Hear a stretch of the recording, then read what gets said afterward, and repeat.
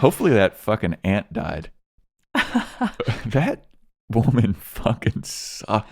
She definitely descended into country. It starts out where the aunt sees Seita running up to her with Setsuko, and she's like, "You need to go see your mother. She's been injured, Hmm. and I'll take care of Setsuko." Like, Actually, I don't think that's her.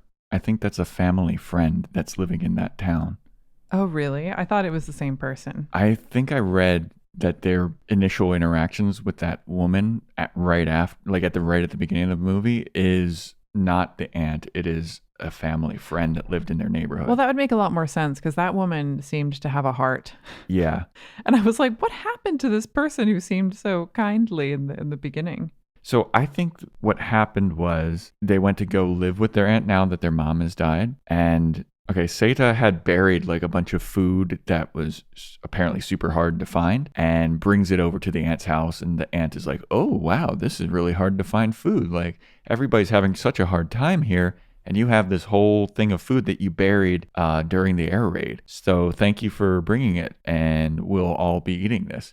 And then once that food ran out, she was just kind of like, get the fuck out of here. What are you doing here still? Well, then she, insisted on him selling his mom's kimonos, and that I think that's the one of the first times where I was just so heartbroken watching this film 12 years ago is when Setsuko is just like grabbing onto this aunt's arms and begging her not to Yeah. like sell these kimonos 'cause it's like the last piece of her mom that she had, and it just like gives me goosebumps to think about. It's like so sad. That was the first instance where I was like, wow, this aunt is pretty heartless. Like the mom's been dead for, maybe a week. And they're like, all right, let's sell some of this shit. We got to get some rice. And then it's, Seita's and Setsuko's to sell, and they get a bunch of rice, but the aunt and the aunt's family are the ones who eat most of it. And then she even tells them like, no, you can't have rice balls. You can just keep eating rice porridge because you're not doing anything for this country. This family who's doing stuff for the country, they can eat that stuff, which you got from selling his mom's, like his dead mom's clothes. Yeah. And I know that times were different back then and people went to work a lot younger than they do now. But Saita is 14. And she's like, well, how come you're not at school or working? He's like, well, my school blew up and my work blew up. It's like, what do you want me to do? And who else is going to take care of his sister? Exactly. This woman clearly has no interest. Yeah, I mean, she complains about the sister crying throughout the night because people have to work the next day, and they're like, get her out of here. She's crying. We have work to do. You lazy bums aren't doing anything. It's like, dude. Just the empathy of a potato. I know. It is unreal. And then, like, I wish that there was a follow up, and maybe if she did survive, to be like, they died of starvation and stuff. Like, how does that make you feel? Yeah.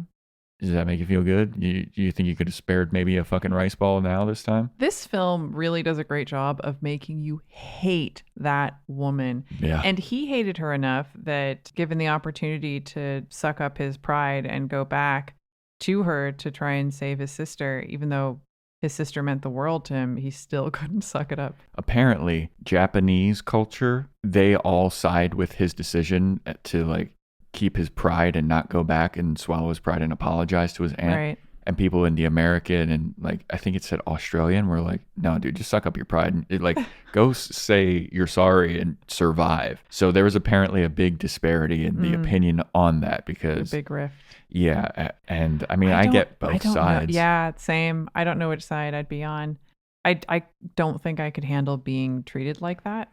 I don't think I could handle seeing my little sister as haggard as she is when he's trying to feed her that watermelon, like her eyes are all sunken in. I think Yeah. maybe at that point I'd be like, okay, Aunt, whatever your name is, I'm sorry. Would you look at the, like, even when he starts bathing her by the lake or whatever, and you just see all the rash on her back, I'd maybe start to talk to an adult, even if it's not the aunt, just any adult in town, which I think he does try to do. Yeah, and I think, watching it, it's kind of like, isn't there an orphanage? But you're like, the infrastructure is fucked at this point. With that aunt, it just amazed me when she said, well, if oh, now you're like talking back to me, when he's like, but that rice is ours. Yeah. And it might even be Setsuko who actually says that rice is ours. And she's like, oh, well, now you're blah, blah, blah, blah, blah. And then she's like, well, then we can eat separately and I won't make you food anymore. And then gets annoyed at them for buying a stove. Yeah. And she's like, oh, they bought a stove to spite me. They're like, no, because they want to eat. Yeah, you said that you're not going to cook for them anymore. And you've been stealing all of their food. Yeah, unreal, dude. Thanks for watching that clip from the Anime Movie Podcast. Follow the links in the description below to hear full episodes, and please subscribe to our YouTube channel for more fun clips like this.